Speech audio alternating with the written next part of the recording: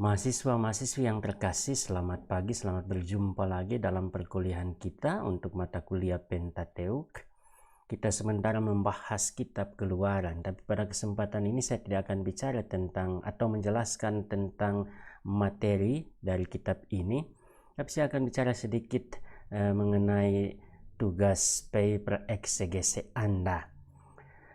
Apa yang sebenarnya saya harapkan dari tugas ini.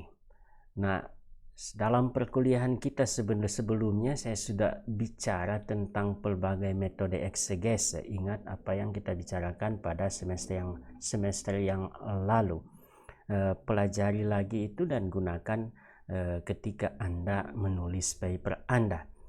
Nah, beberapa hal yang ingin saya sampaikan ini kiranya akan membantu Anda untuk mengerjakan tugas yang sementara Anda kerjakan, menyelesaikannya, karena deadline-nya sudah semakin dekat.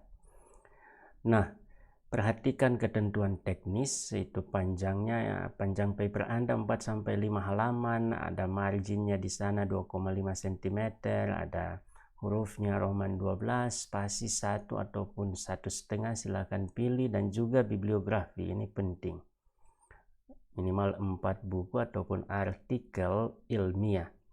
Dimasukkan tanggal 16 Mei jam 21 WITA lewat Google Classroom dalam dua format PDF dan juga format Microsoft Word.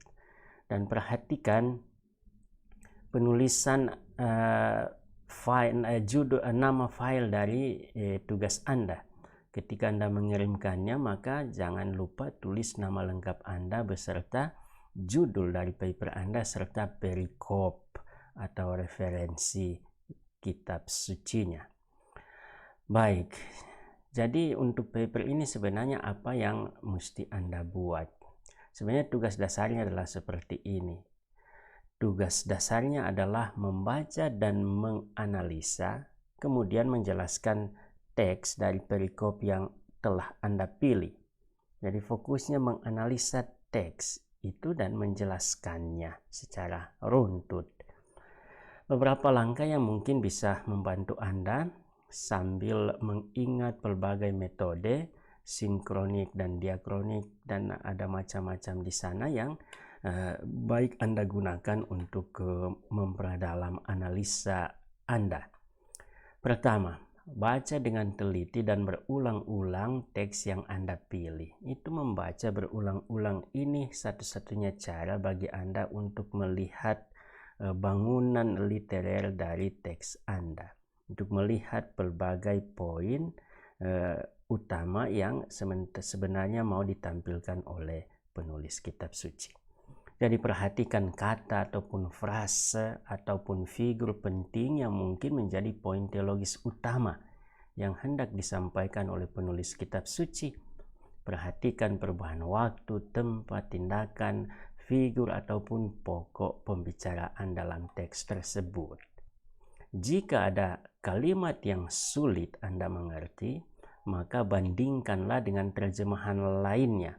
Saya tidak menuntut Anda untuk membaca dan menerjemahkan, menganalisa teks asli dari dalam bahasa Ibrani. Saya hanya minta Anda untuk menganalisa terjemahan yang Anda punya dalam bahasa Indonesia dan juga bisa membandingkannya dengan terjemahan lain. Misalnya dalam terjemahan bahasa Inggris, dan saya rekomendasikan dua teks ini. Itu dari New Revised Standard Version, dan juga bisa juga dipakai itu English Revised Version yang bisa Anda akses secara online. Jangan pakai terjemahan yang kurang terpercaya. Perhatikan otoritas dari penerjemah atau penerbit saat Anda memilih teks pembanding Anda. Ketika Anda membaca teks tersebut, buatlah pertanyaan-pertanyaan yang kemudian bisa Anda jadikan sebagai fokus bahasan dalam paper Anda. Pertanyaan-pertanyaan ini akan sangat menolong Anda untuk mengorganisir tulisan Anda secara terfokus, teratur, mengalir dengan baik. Kedua, itu analisa dan jelaskan konteks dari perikop tersebut. konteks dekatnya terutama, juga konteks jauhnya jika perlu.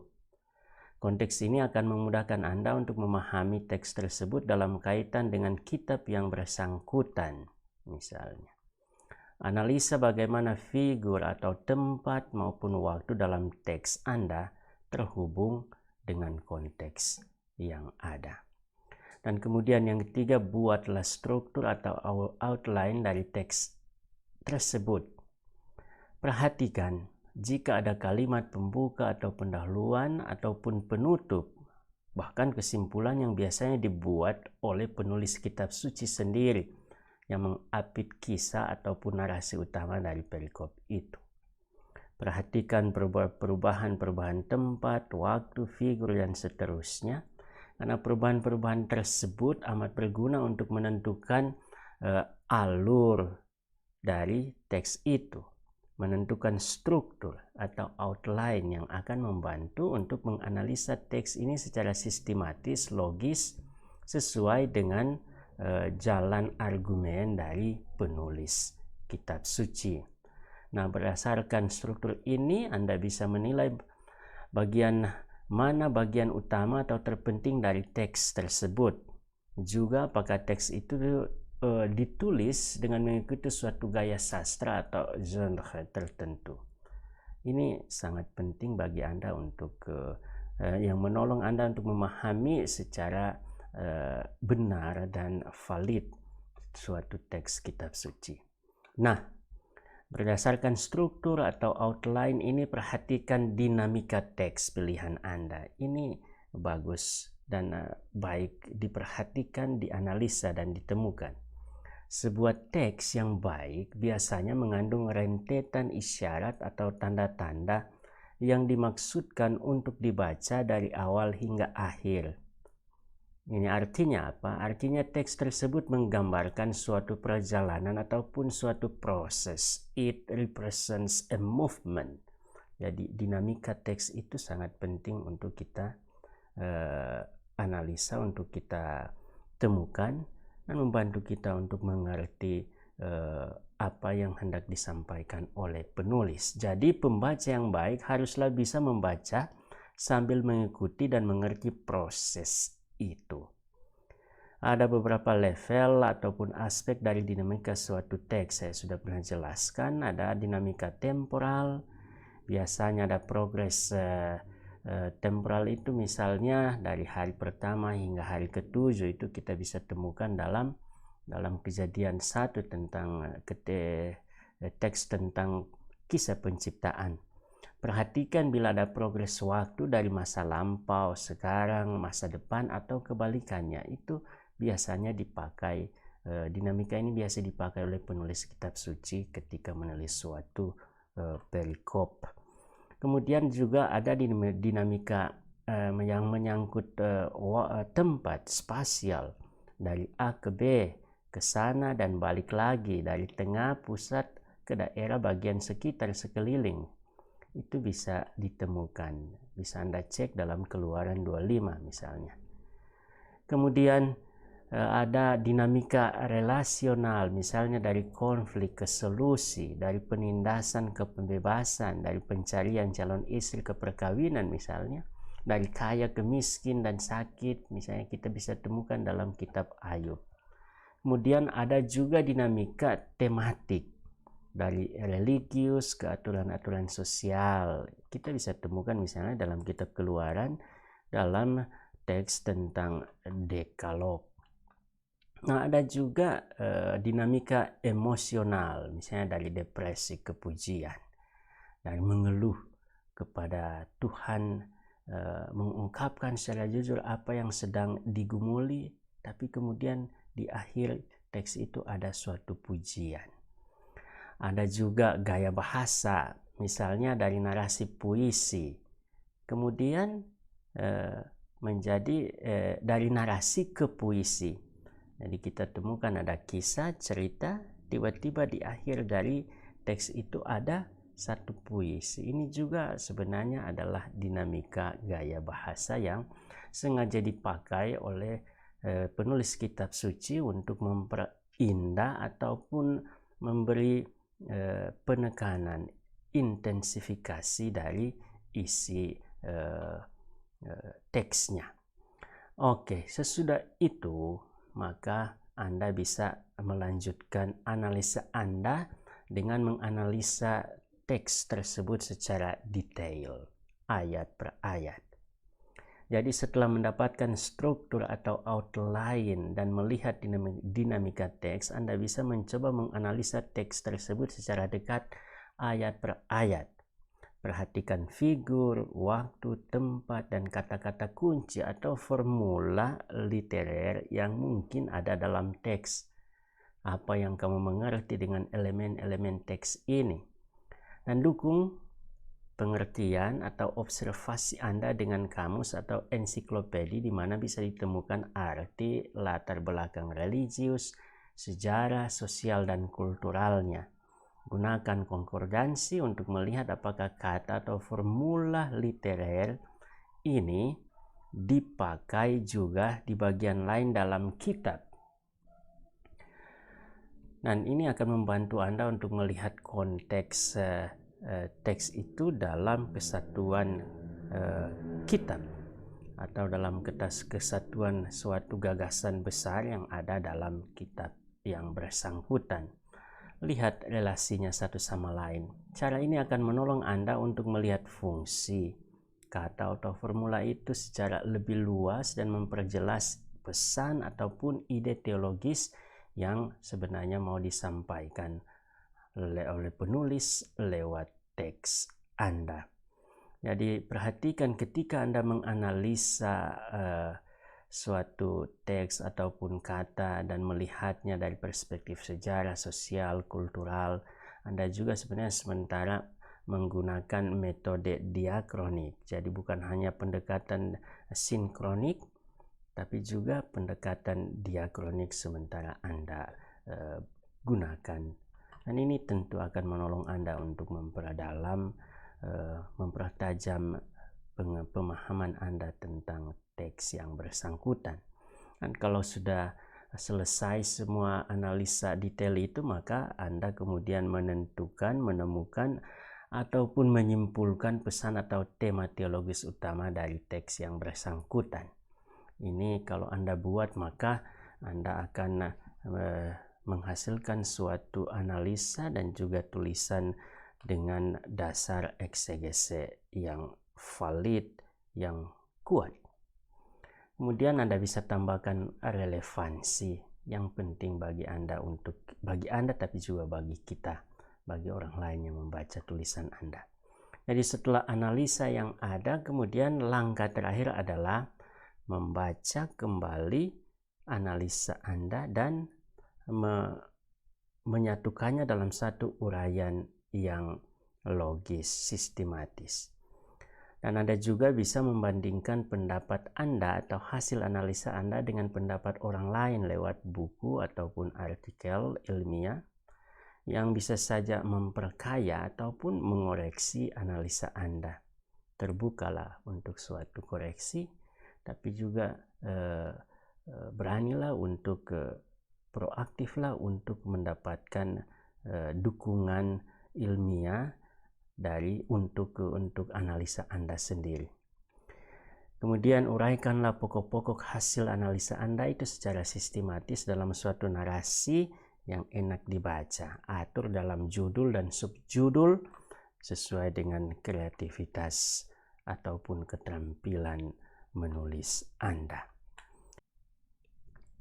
Mahasiswa-mahasiswa yang terkasih, tadi saya sudah bicarakan beberapa poin ataupun langkah-langkah yang baik Anda perhatikan ataupun ikuti ketika menyelesaikan ataupun menulis tugas paper eksegese Anda. Tapi mungkin baik bila saya berikan contoh supaya membantu Anda dalam menganalisa dan menulis. Nah, kebetulan saya sementara mengerjakan satu paper eksegese. Saya sudah selesaikan eksegese pendeknya dan saya harapkan paper ini akan diterbitkan dalam jurnal kita ataupun jurnal lainnya jika diperkenankan. Kebetulan saya memilih satu perikop dari Pentateuk dari kitab Ulangan bab 30 ayat 15 sampai dengan Saya menulis dalam bahasa Inggris, tapi saya kira tidak sulit bagi Anda untuk memahaminya. Nah, pertama kita akan lihat teks dari perikop ini. Teks ini, terjemahan ini adalah terjemahan saya yang saya kerjakan berdasarkan bahasa Ibrani, tetapi juga berdasarkan teks yang ada dalam Septuaginta dalam bahasa Yunani, sebagai bagian dari proses belajar dan menganalisa untuk mengerti teks yang bersangkutan. Oke, baik, kita lihat teksnya. See, I have set before you today life and prosperity, death and adversity. If you obey the commandments of the Lord your God that I am commanding you today, to love the Lord your God, to walk in his way and to observe his commandments, decrees, and ordinances, then you shall live and become numerous, and the Lord your God will bless you in the land that you are entering to possess.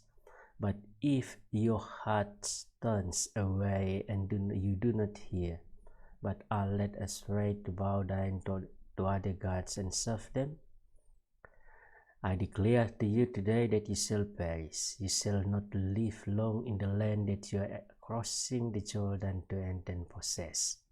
I call heaven and earth to witness against you today that I have set before you life and death, blessings and curses. So choose life, so that you and your descendants may live, loving the Lord your God, obeying him and holding fast to him, for he is your life and length of days, so that you may live in the land that the Lord swore to give to your ancestors, to Abraham, to Ishak, and Jacob. Oke, baik. Di sini kemudian ada teks definitions yang sebenarnya isinya adalah analisa konteks tapi juga delimitasi dari perikop ini.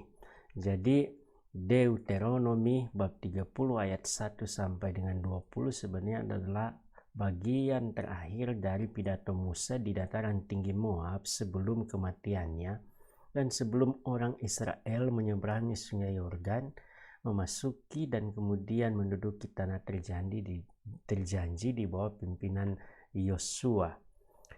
Nah, bab ini sebenarnya bisa dibagi menjadi dua bagian besar. Ayat 1 sampai 10 bicara about the future of Israel, in which God's fidelity is assured to restore the people of Israel after being scattered and exiled, and restore them spiritually.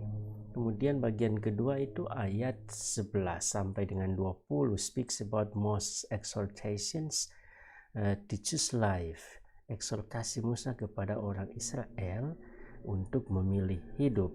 Dan bagian ini bisa dibagi lagi menjadi dua subbagian.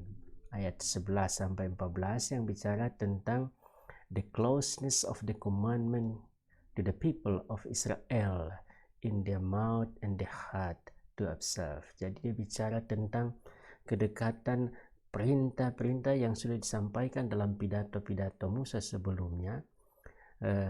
Kedekatan perintah ini kepada orang Israel itu dekat di mulut mereka, dekat di hati mereka untuk mereka taati. Dan kemudian ada bagian kedua, subbagian kedua itulah ayat 15 sampai 20 yang akan jadi pokok analisa kita. Itulah eksortasi Musa kepada mereka untuk memilih hidup. Musa mendesak mereka supaya memilih hidup dan bukan kematian. Dan kemudian kita bisa menganalisa delimitasi dari teks ini. Batas awal dan batas akhir dari teks ini dengan memperhatikan literary features yang ada dalam teks ini. Misalnya kita temukan dalam ayat 15 itu rhetorical statement. See, I have set before you today life and prosperity, death and adversity. Ini rhetorical statement yang sebenarnya mengindikasikan awal dari teks ini, berbeda dengan apa yang dia bicarakan sebelumnya atau bagian sebelumnya. Sehingga dan pada ayat 20 kita temukan satu kesimpulan yang berfungsi untuk menutup bagian ini. Karena itu kita bisa simpulkan bahwa ayat 15 sampai ayat 20 sebenarnya adalah satu textual unit yang mandiri, self-contained dengan makna dan gagasan tersendiri. Tapi kita perhatikan bahwa sub-sub bagian ini sebenarnya dihubungkan pun secara tematik. Ada alur yang saling berhubungan. Pada subbagian sebelum ayat 11 sampai 14 di sana kita temukan Musa, dia mau meyakinkan orang Israel bahwa segala perintah yang dia sampaikan, yang telah dia sampaikan itu apa? Itu bisa dibuat. Bukan sesuatu yang sangat sulit. Dia dekat di hati dan mulut orang Israel untuk mereka taati. Ini satu rhetorical strategy dari Musa untuk mempersiapkan apa? Dia mempersiapkan his final important point of his exhortation, yaitu supaya orang Israel memilih hidup. Dan juga tentu kita bisa analisa hubungan antara hubungan teks perikop ini dengan perikop sesudahnya secara literer ataupun secara tematik. Tapi baik kita perhatikan beberapa hal literary tools atau features yang menghubungkan ketiga subbagian ini. Kita temukan di sana ada rhetorical formula yang dipakai beberapa kali di bagian-bagian ini.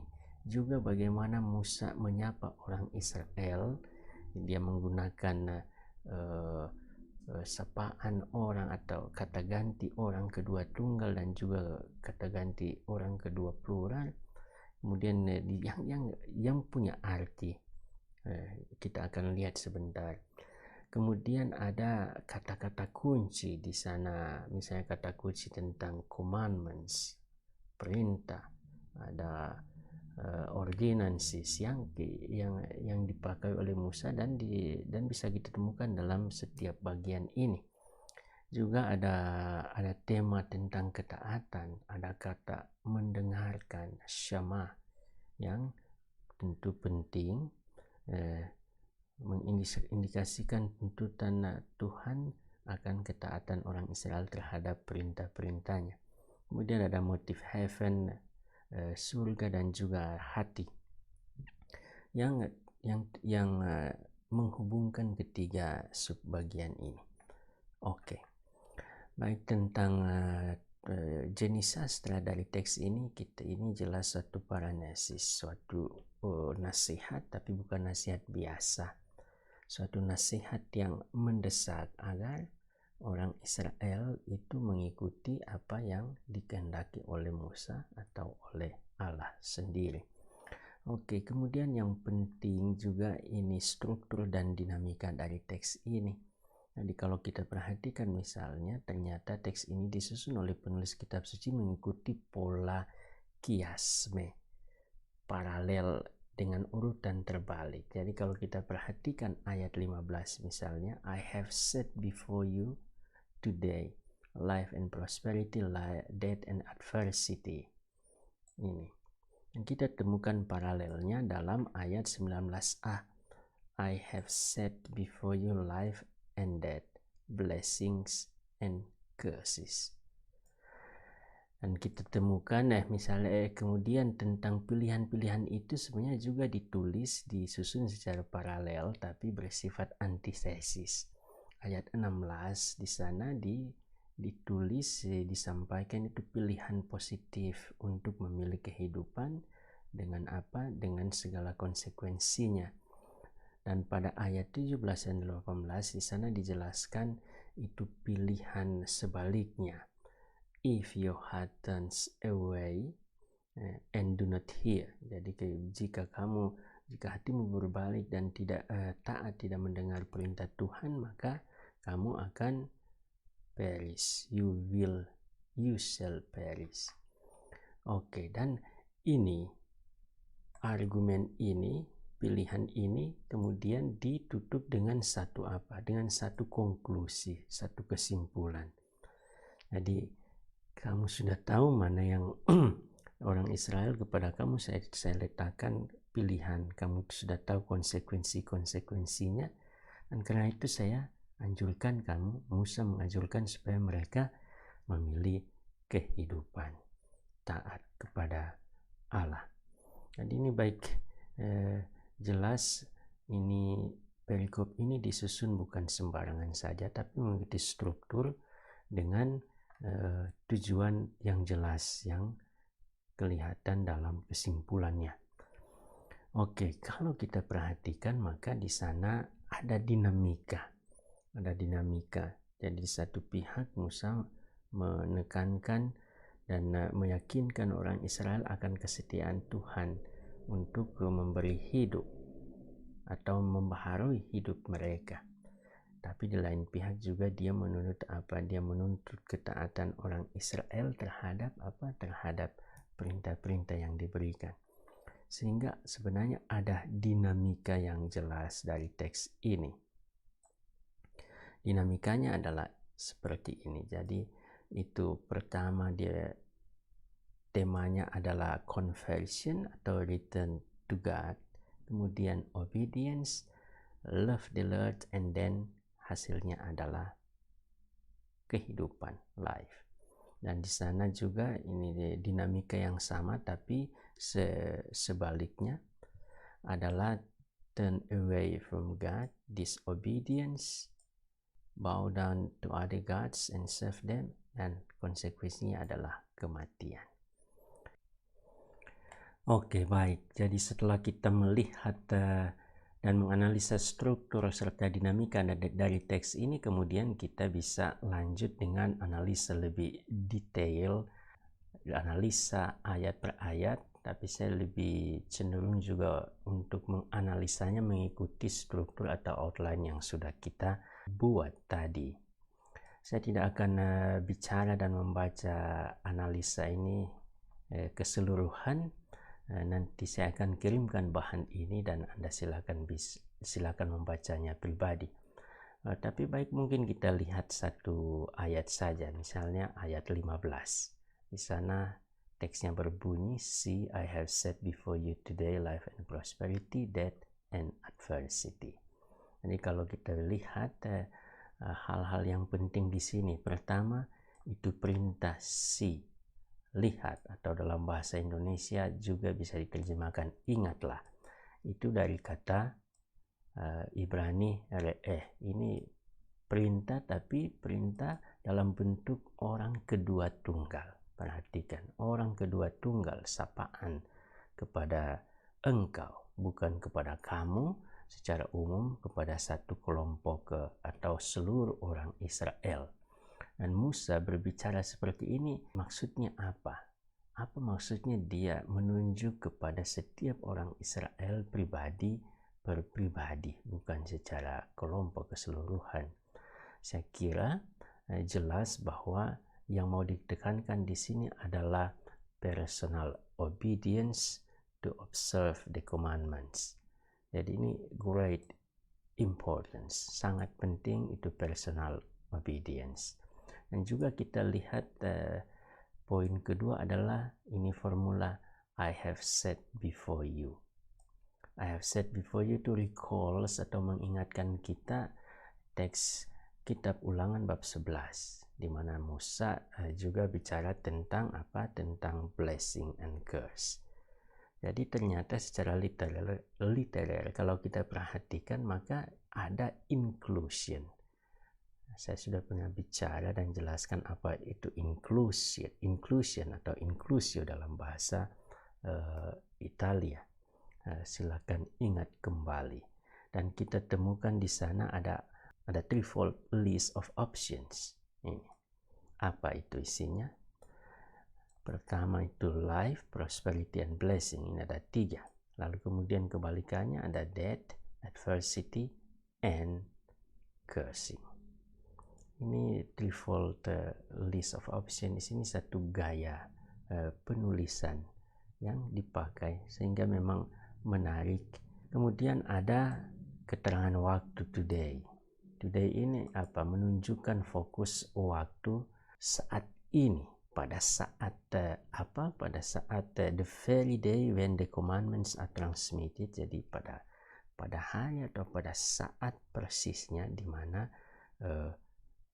mana perintah itu diberikan, disampaikan kepada orang Israel, dan juga menunjuk pada waktu persisnya di mana orang Israel diharapkan membuat pilihan antara life and death. Oke.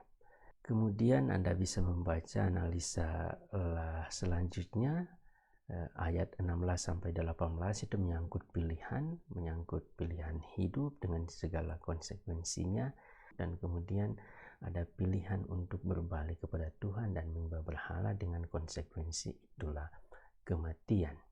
Dan kemudian menyusul satu kesimpulan, and so choose life so that you and your descendants may live, sambil mengasihi Tuhan Allahmu, taat kepadanya dan berpegang teguh kepadanya, karena Dia adalah hidupmu, Dia adalah sumber kehidupanmu. Oke. Jadi kalau kita perhatikan, maka setelah menganalisa semua ini, kita bisa mengambil kesimpulan tentang poin-poin gagasan teologis yang hendak disampaikan oleh penulis lewat teks ini. Poin pertama adalah kesimpulan dari teks ini. Dia alurnya memuncak, dan kesimpulan ini menjadi poin paling utama. Choose life so that you and your descendants may live. Jadi this sentence underlines the life, bahwa kehidupan itu adalah suatu pilihan, tapi juga pada saat yang sama sebagai satu tujuan. In the context of Moses' speech in Deuteronomy that contains laws and Torah atau Torah, it is clear that the author of the book of Deuteronomy emphasized that any form of laws or ordinances must not have any other goal but to foster life. Saya kira ini pesan sangat penting dan utama dari teks ini. Laws cannot be tools to destroy humans or society. Oke, kemudian poin kedua adalah soal tanah. Kalau kita perhatikan, maka kata tanah terjanji itu muncul beberapa kali dalam bab ini, juga dalam teks yang kita analisa. Ayat 16, ayat 18, kemudian ayat 20. Sehingga pasti punya makna yang penting dalam teks ini, menjadi pesan dari teks ini. Kalau kita perhatikan, maka tanah itu adalah tujuan dari pesiarahan orang Israel, the people of God. Dan memang bisa secara fisik, tapi juga bisa diartikan secara spiritual. Jadi returning to the land is a spiritual return also to God. Nanti Anda bisa baca. Lalu kemudian ada juga pesan yang sangat penting soal obedience. Jadi obedience plays a key role in choosing life or in choosing the Lord. Dan kemudian ada juga poin yang bisa kita lihat, angkat adalah hope in terms of renewal and recovery after the world's destruction. Ini secara dalam konteks historis, sejarah, bisa kita lihat. Oke, baik, kesimpulan ini juga sudah menyinggung beberapa hal tentang relevansi yang bisa kita petik dalam kehidupan kita saat ini, belajar dari apa yang dialami oleh orang Israel, dan juga belajar dari teks kitab suci, teks Ulangan yang baru saja kita lihat. Nanti Anda bisa baca sendiri secara detail. Terima kasih.